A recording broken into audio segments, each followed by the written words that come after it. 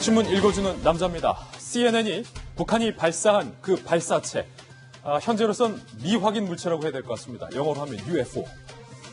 위성 사진을 공개했습니다. 그러면서 이 UFO의 정체는 탄도 미사일이다라고 밝혔습니다. 동아일보입니다. 발사 순간의 위성 사진을 공개한 CNN, 단거리 탄도 미사일이다. 기술 좋네요. 북한이 말입니다. 이렇게 동해상으로 발사한 탄도 미사일이 흰 연기를 뿜으며 날아가는 순간을, 어떻게 그 순간을 지구 밖에 있는 위성, 인공위성이 사진으로 쭉 당겨서 이 미사일이 날아간 궤적 그대로 이 배기가스의 흔적까지 위성 사진으로 포착을 했습니다. 야, 기술이 너희를 자유케 하리라. CNN이 이 사진을 제공한 미국 싱크탱크와 인터뷰까지 했습니다. 제프리 루이스 동아시아 비확산 프로그램 소장은 이렇게 얘기했습니다. 발사 지점, 그리고 두껍고 연기가 자욱한 이 배기가스, 그리고 울퉁불퉁 꾸불꾸불한 이 궤적을 봤을 때 이것은 탄도미사일이다 라고 확정을 지었습니다.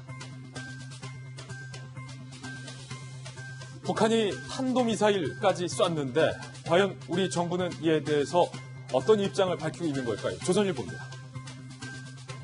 문재인 대통령이 독일 신문에 어제 이런 글을 기고했습니다. 한반도의 봄이 다가왔다. 신한반도 체제를 재차 문 대통령은 강조하면서 하늘과 바다와 땅에서 이 한반도에서 총성이 사라졌다. 대통령이 어제자로 독일 신문에 이런 내용을 기고한 겁니다. 북한이 CNN 주장대로라면 탄도미사일까지 발사했고 인공위성 위성사진까지 공개를 했는데도 이 땅에서 총성이 사라졌다라고 기고한 대통령의 기고글, 뜨겁게 오늘 논란이 되고 있습니다. 잠시 후에 문 대통령의 기고글 살펴보겠습니다. 다음 신문입니다. 이번엔 중앙일보입니다. 여기에 한술 더 떠서 국정원은 이거 도발로 보기 힘들다라는 결론을 내렸습니다. 북한의 발사체, 아직도 국정원은 발사체라고 표현을 하는데 이거 도발 아니다라고 결론을 낸 거죠. 그 근거에 대해서는 어제 공개가 안 됐습니다만 국정원이 국회 정보위원들에게 어제 보고를 했습니다. 그러면서 이거 미사일이냐 아니냐를 재차 묻는 국회의원들을 향해서 미사일인지 아닌지 분석 중이다. ARS 기계처럼 닷새째 반복 중입니다. 그러자 야당은요, 국정원도 김정은 대변인이다 라고 비판의 성명을 냈습니다. 문제는 북한이 탄도미사일로 보이는 미사일을 발사했는데 그 직후에 트럼프 대통령과 일본의 아베 총리는 긴급 통화를 했다라는 겁니다. 과연 우리나라 대통령과 트럼프 대통령 혹은 우리나라 대통령과 일본의 총리가 긴급 통화를 했는지 안 했는지 저희가 취재를 해봤는데요. 잠시 후에 그 소식도 전해드리겠습니다. 다음 신문입니다. 이번엔 경향신문입니다.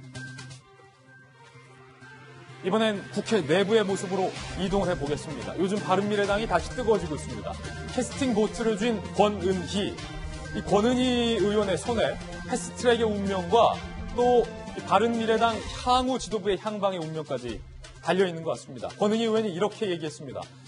김관영 원내대표 향해서 당신도 물러나고 나도 물러나자. 같이 두 손 잡고 사퇴하자라고 촉구를 했습니다. 바른미래당 내부의 지도부 주도권 내전이 다시 불붙은 겁니다.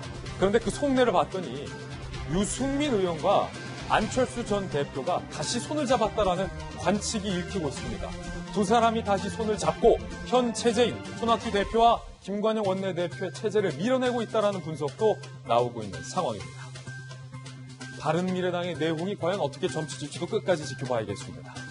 다음 신문입니다. 이번엔 한겨레 신문입니다. 안타까운 일입니다. 세상에 이런 일이 가능합니까? 이륙 직후에 러시아 항공기의 본체에 날벼락이 떨어졌습니다. 낙뢰가 떨어졌습니다. 결국 긴급 착륙을 했지만 이렇게 러시아 여객기 본체에 큰 불이 붙었습니다. 화재가 발생했습니다.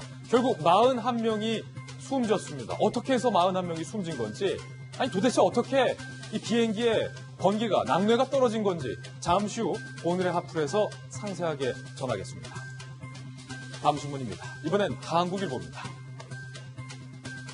사진 한번 보시죠. 오늘의 한 카트입니다. 내일은 5월 8일 어버이날입니다. 마음을 전하시기 바랍니다.